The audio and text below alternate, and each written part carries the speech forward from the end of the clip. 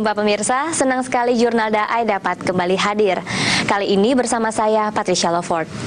Dalam Jurnal DAI edisi ini, kami akan menyuguhkan liputan tentang perlindungan lanjut usia dan ikrar berbakti tiada henti.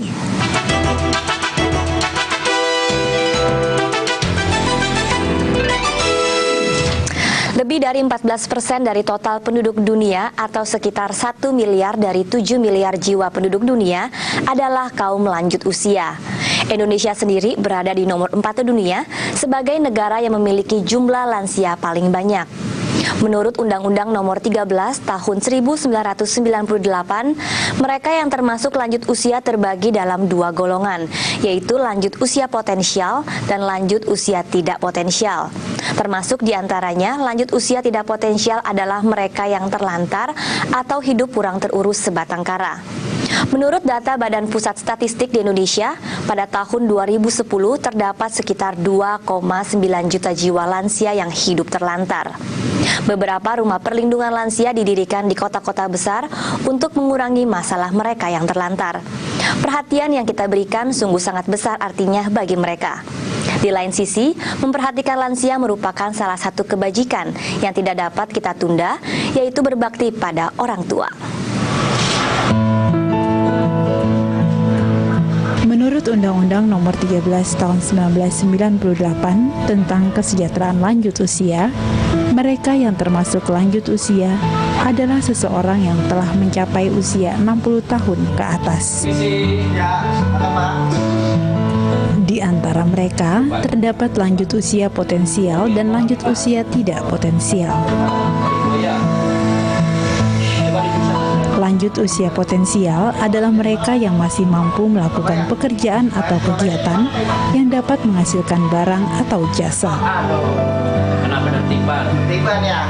Sementara yang termasuk lanjut usia tidak potensial adalah mereka yang tidak berdaya mencari nafkah sehingga hidupnya bergantung pada orang lain, termasuk juga diantaranya kaum lansia terlantar dan sebatang kara.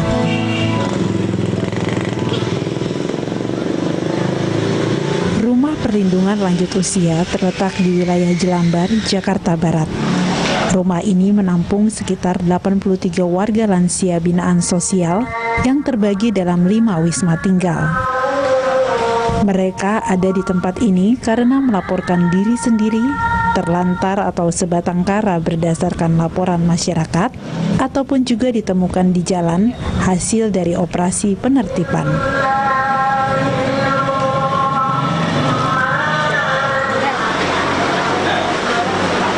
Dari pemerintah Provinsi DKI Jakarta, yaitu Satpol PP, kemudian kepolisian dan dinas sosial itu mengadakan penertiban gitu. Penertiban kemudian ditampung untuk sementara di panti sosial Bina Insan Kedoya gitu. Kemudian dari Kedoya baru dirujuk ke panti, salah satunya di sini. Warga bisa melapor nanti ke seksi sosial kecamatan.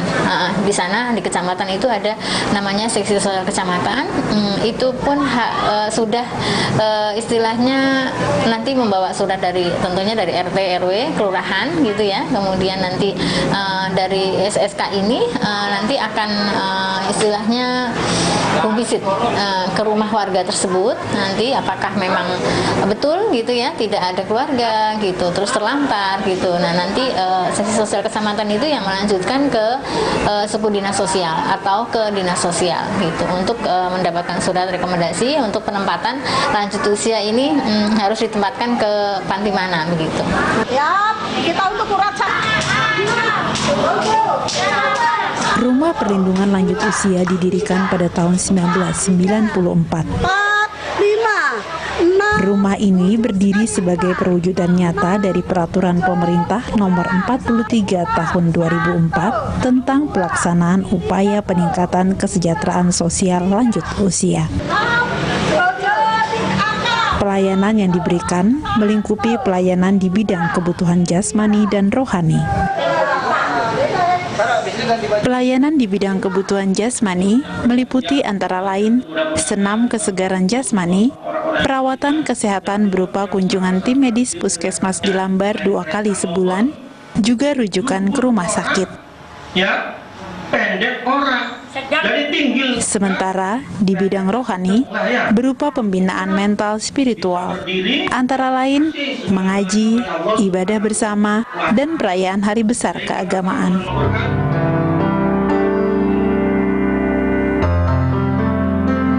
Secara umum, tugas pokok dan fungsi panti sosial khususnya tempat perlindungan bagi lanjut usia adalah melakukan identifikasi dan pengkajian, memberikan perawatan, bimbingan, penyaluran, dan pembinaan.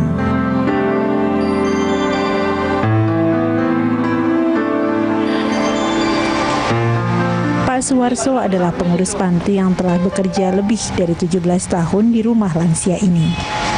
Ia merupakan satu dari 17 pengurus dan pramu sosial yang bertanggung jawab atas kebersihan para warga binaan sosial dan kebersihan seluruh wisma tempat mereka tinggal. Jangan pegangan berat. Ayam. Enggak, itu kenapa nyengir gitu, sakit? Dari tahun 96 mungkin memang sudah panggilan jiwa ya, karena saya mengabdi di panti jompo ini dengan rasa tulus, ikhlas, dan apa yang saya lakukan di sini semata-mata mencari nafkah dan beramal kepada para lansia yang saya bina ini. Badan Kesehatan Dunia (WHO) memberikan perhatian pada kaum lansia melalui suatu panduan program usia tua dan kesehatan. Lebih dari 60% lansia di dunia ini tinggal di negara-negara berkembang termasuk Indonesia. Perhatian pada kaum lansia sangat penting.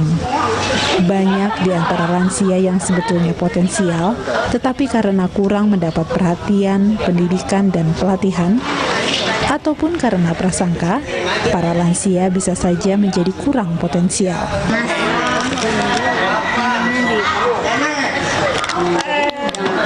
Ini kan pasangan kan masih ke situ. Mana di udang tuh. Ya? Udang.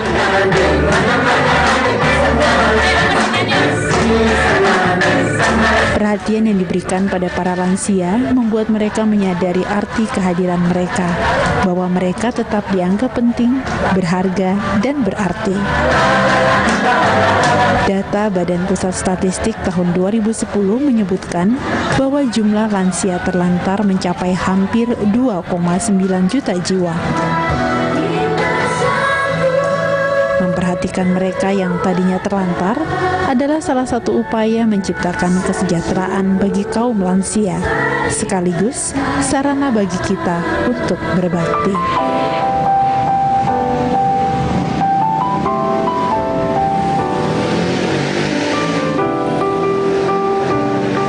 Perhatian dapat diberikan dengan segala macam cara. Mengunjungi kaum lansia secara teratur, misalnya 2 bulan sekali, adalah bagian dari sikap berbakti pada orang tua. Bagi banyak orang, hal ini merupakan wujud dari rasa syukur atas orang tua mereka sendiri, sekaligus wujud bakti yang terus-menerus dapat dilakukan, walaupun misalnya orang tua sendiri telah tiada.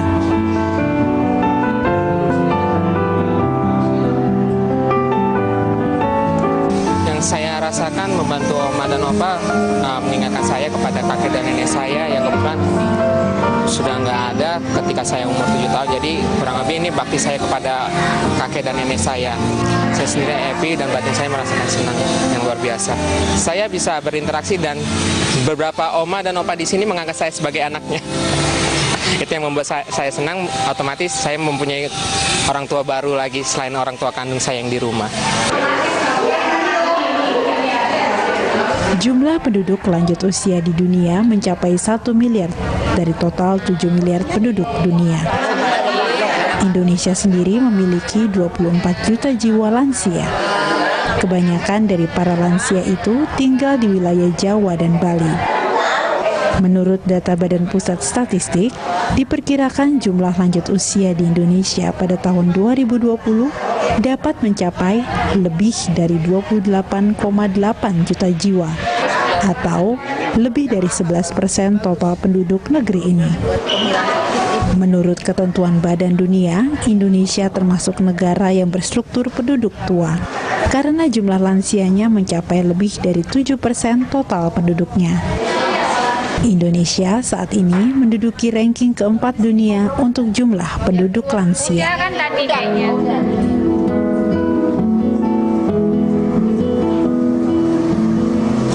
Berbakti pada orang tua adalah salah satu kebaikan yang tidak dapat ditunda.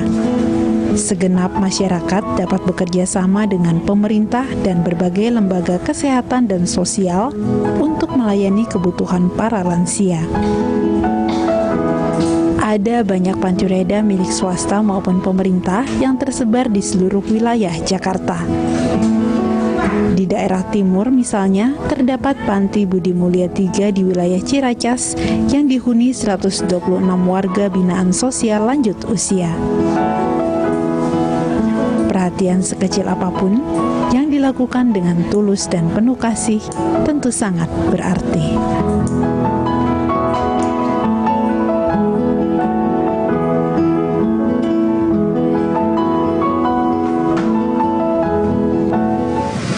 Menapaki usia lebih dari 1 dekade di atas 60 tahun tidak menjadi alasan bagi banyak lansia untuk tidak produktif. Beberapa penelitian psikologi menunjukkan orang-orang yang telah berusia lanjut memiliki banyak kelebihan utama. Di antaranya, mereka cenderung lebih berempati, lebih mampu berpikir luas, lebih berani dan lebih percaya diri. Kita dapat belajar banyak dari para relawan lanjut usia yang potensial. Memanfaatkan tiap detik untuk berbuat kebajikan berarti memelihara waktu dan kesempatan usia sebaik mungkin. Aktif di kegiatan sosial merupakan salah satu pilihan para lansia untuk tetap bersumbangsi. Menurut para ahli kesehatan, kegiatan-kegiatan sosial dapat turut memelihara daya tahan sel saraf sehingga tetap terjaga baik dan aktif.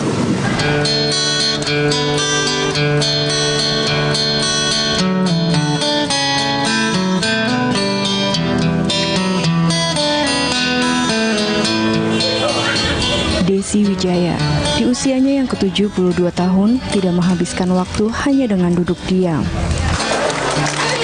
Pada November 2006, ia mulai bergabung menjadi relawan Yayasan Buddha Seci Indonesia.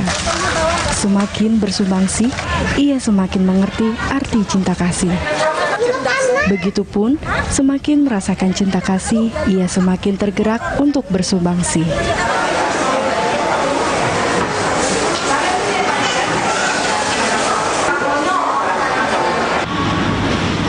Awalnya Desi terjun menjadi relawan Seci karena ia gemar membaca dan mempelajari buku karya Master Cheng Yen. Sejak itu pula, ia rutin mengikuti kegiatan kemanusiaan yang diadakan oleh Yayasan Buddha Seci Indonesia. Saya pikir kan ini suatu yayasan yang hendak berbuat baik. Prinsip saya kan hendak berbuat baik. Perjuangannya, tekadnya hebat banget. Bayangin, 40 tahun itu bukan waktunya sedikit loh. Karena ada tekadnya itu bisa ya mengalahkan semua rintangan-rintangan. Begitulah. Ya itu juga yang kagum saya yang Master Cheng Yen kan tetap mau menghilangkan penderitaan di dunia.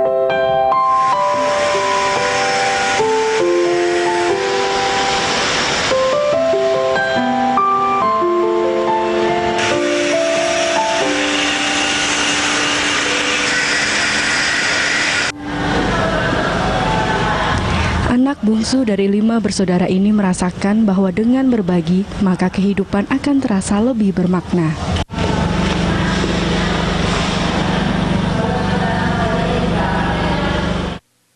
Tapi dari SOP-nya kan nggak boleh. Sebagai fungsionaris pengobatan, ia bertanggung jawab mempersiapkan, mengatur, dan melaksanakan kegiatan di bidang kesehatan.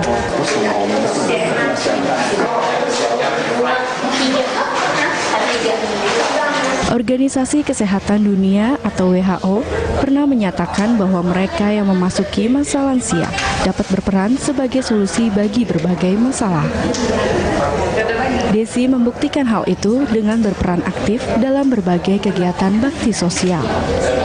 Ia semakin dapat melihat dan merasakan masih banyaknya orang yang membutuhkan uluran tangan.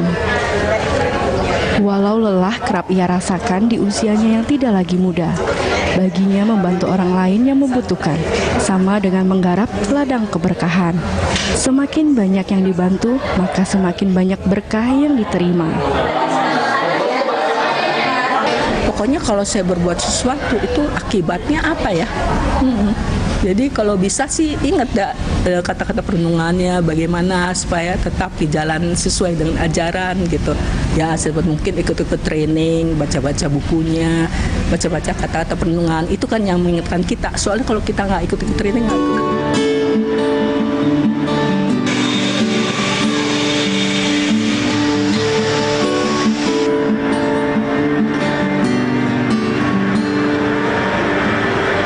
Bersumbangsi membantu meringankan penderitaan orang lain dapat dilakukan dengan terjun langsung dalam kegiatan ataupun dengan berdana.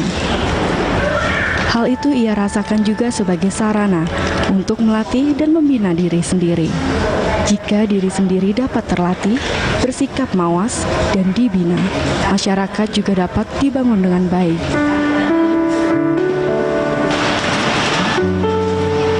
Salah satu bentuk lain pembinaan diri yang dilakukan adalah dengan bervegetarian. Desi percaya, menghormati makhluk hidup dengan tidak memakan yang bernyawa dapat membantu menumbuhkan welas asih di dalam diri. Saya rasa emang saya dulu karena di kantor yang cari rumah itu diburu-buru waktu ya. Selalu time is money, jadi selalu buru-buru.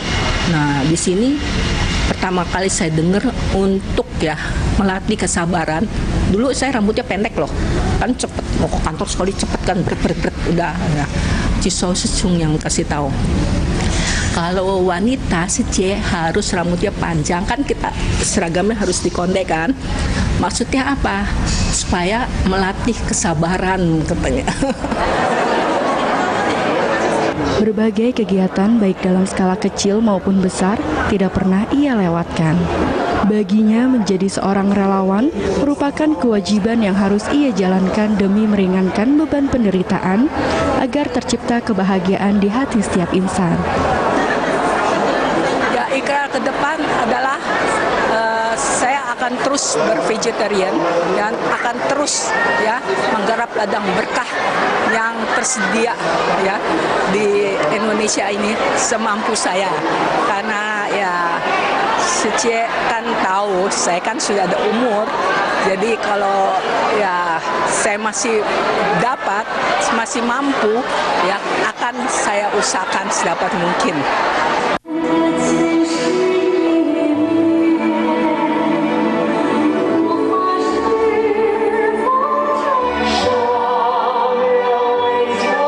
Komitmen kan kita dapat kesempatan di Seci buat amal dan cinta kasih, sehingga kita punya hidup lebih berarti. Motivasinya kita ingat tiap tahun apa yang kita kerjain gitu, supaya tahun yang akan datang kita lebih giat untuk kerja di Seci. Penelitian para ahli menyatakan kegiatan sosial yang dilakukan kaum lanjut usia memiliki dampak proteksi terhadap sel tubuh. Mereka yang rajin terlibat dalam kegiatan sosial cenderung memiliki daya tahan sel saraf yang lebih baik dan tetap aktif. Saur Suhan sudah 11 tahun bersumbangsi menjadi relawan Seci. Relawan berusia 73 tahun ini aktif memberikan pelayanan di bidang amal sosial. Setiap bulan, Mauhua menyempatkan waktu untuk membagikan dana bulanan kepada penerima bantuan. Dapat mempererat jalinan kasih di antara sesama merupakan sebuah makna bersumbangsi yang dirasakan oleh Mauhua.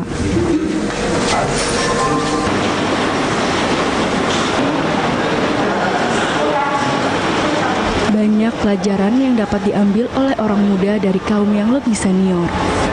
Para pakar psikologi mengakui, orang-orang yang telah berusia lanjut memiliki beberapa kelebihan utama. Mereka cenderung lebih mampu berpikir luas, lebih berani, dan lebih percaya diri. Mereka juga cenderung lebih bisa berempati. Bersama para relawan, Mauhua setia melakukan pendampingan dan menghibur mereka yang membutuhkan.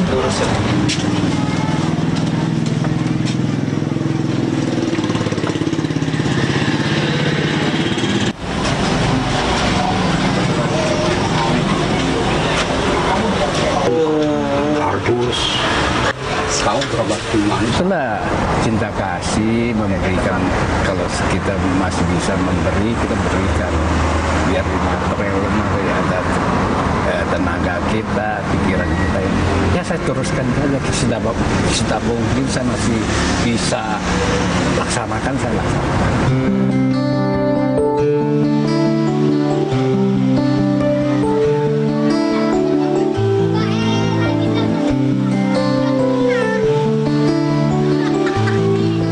Biasanya melakukan kunjungan kasih secara berkala, rata-rata sebulan sekali. Tangan 5 makan 2 ya. Melakukan kunjungan kasih berarti memberikan waktu dan perhatian secara khusus kepada para pasien dan warga yang menerima bantuan seci. Yang paling dibutuhkan sesama dalam dunia ini adalah kasih dan perhatian. Kunjungan kasih menjadi inspirasi untuk saling berbagi. Bagi Mauhua sendiri, hal ini melatih kepekaan dirinya.